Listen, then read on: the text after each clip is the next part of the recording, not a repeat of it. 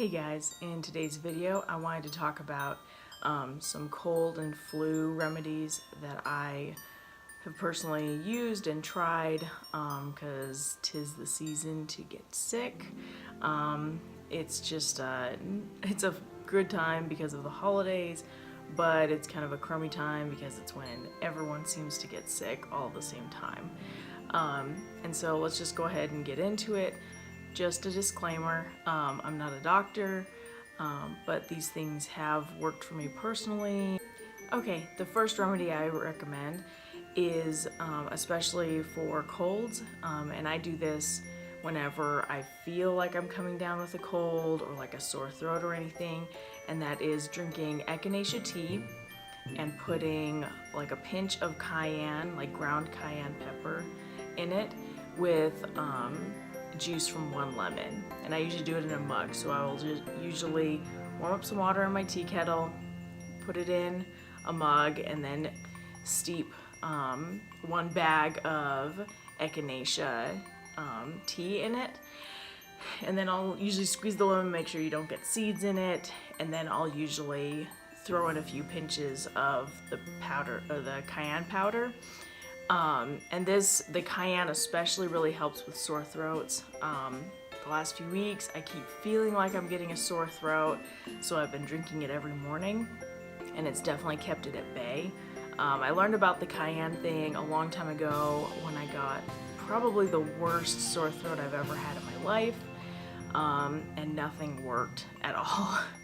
And then I happened to do like a Google search, and someone had mentioned that cayenne is the best. And so before it gets really bad, I always use cayenne, and it kind of kills whatever is in your throat and just kind of kills the bacteria. So I definitely recommend that one. It is a little spicy because it's cayenne, but it's worth it to not get a sore throat. Just make sure not to use Echinacea tea if you are either nursing or are pregnant, because drinking tea is just never really recommended when you're pregnant or nursing. So what I do if I'm pregnant or nursing is I will just cancel out the echinacea, and I'll just make hot water and put lemon and cayenne in it, and it'll be just as good. The echinacea kind of gives you that little extra boost, but if you can't do it, then just do the hot water, lemon, and cayenne. Okay, number 2, I definitely recommend taking a hot bath, and I usually put a good amount, I don't know, like a cup or a half a cup of Epsom salt, and you just kind of let it disintegrate in the hot water. And then I'll usually do maybe like 5 drops of eucalyptus essential oils. I only recommend this for adults because I don't really know if essential oils are great to use on children's skin. So I just never use it for children, but adults it's completely safe. I've used it. The eucalyptus is more for like when you're having a hard time breathing. It can kind of open up your lungs and kind of help you when you're sitting in the hot water. And the Epsom salt, it's just really good. I don't know the scientific reasons why it works, but whenever I feel like I'm getting sick or I am sick, I'll take like a few Epsom salt baths, and it helps me get over the illness quicker. So I definitely recommend that, and I believe that this one is safe for while you're pregnant because I was taking Epsom salt baths while I was pregnant, and it was completely fine. Number 3 is definitely something everyone knows, but I might as well add it in here, is taking lots of vitamin C. You know, taking either supplements or getting like those Emergen C packets where it's just like an effervescent thing. I like those where you can just drink it.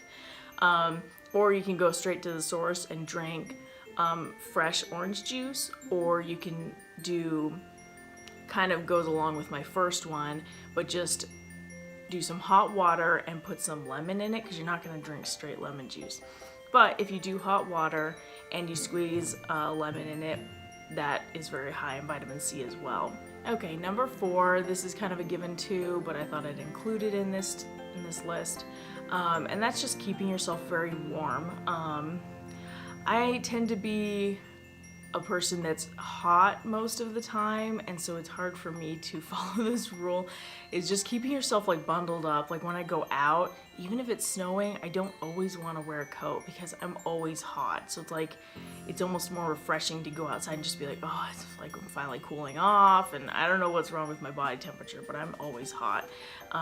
But then I tend to get sick easier because I'm not bundling up. So I always try to make sure I bundle up and keep warm. Like if I'm indoors, I make sure like I have like socks and long pants on, and at least like some sort of sweatshirt or of some sort. Or if you're trying to like burn off a cold, something that's good to do is just like bundle up from head to toe, get into bed. I usually put like a hot pad in there with me. Make sure your head is covered because you lose a lot of heat coming out of your head. So if you put like a beanie on or something, that'll help. I know my husband, whenever he gets sick, he just bundles up like crazy and he just burns it off that way, just through the heat. And his body just gets over sickness really quickly that way. All right, number 5, this is the last one. This one, I think I found out about this one on a Google search as well. But it's basically using hydrogen peroxide in your ears for ear infections. So a few years back, I got probably the worst cold and ear infection I've ever had in my life. And before that, I never got ear infections. But that one cold, I think it did something to my body, because ever since then, I've become a lot more prone to getting ear infections whenever I get a cold. It's like whenever something's going on up here, like I'm congested or something, it's like it goes straight to my ears now, and I always get an ear infection. And then I discovered that you can put hydrogen peroxide in your ears, and I just got these little dropper things. It's kind of, I think I got like a package of them for like super cheap on Amazon, but they're just little glass droppers, kind of what you see whenever you have like baby Tylenol. It's kind of like a little thing you squeeze. But anyway, so I bought a bunch of those, and then I always keep hydrogen peroxide on hand just because it's good for, you know, even like first aid type stuff.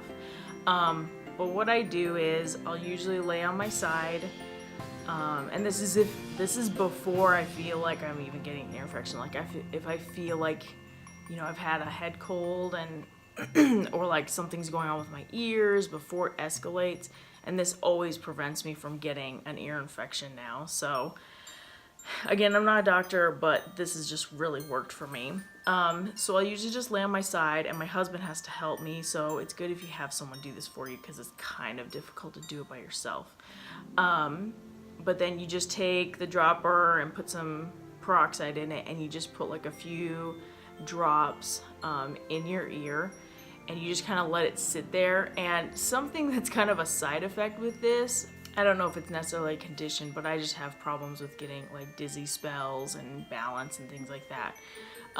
So when the stuff starts to bubble and try to like eat away at whatever is infecting my ear, I get really dizzy, and it's kind of uncomfortable. And my mother-in-law said she experienced this too when she did the peroxide.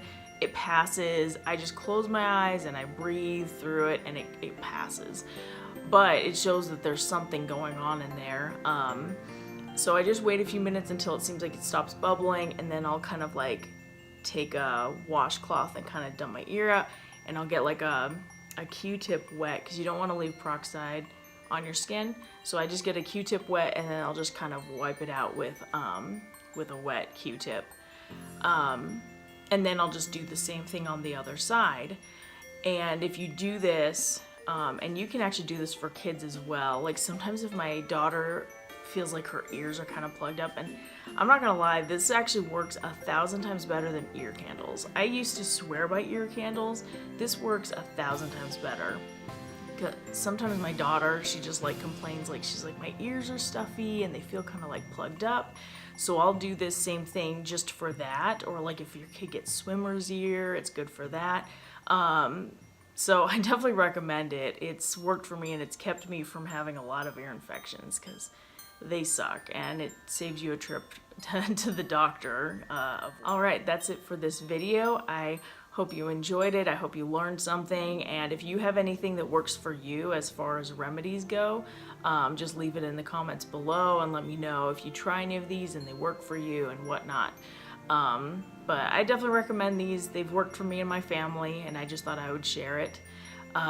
Just don't forget to give this video a thumbs up and remember to subscribe, and I'll see you guys next time. Bye.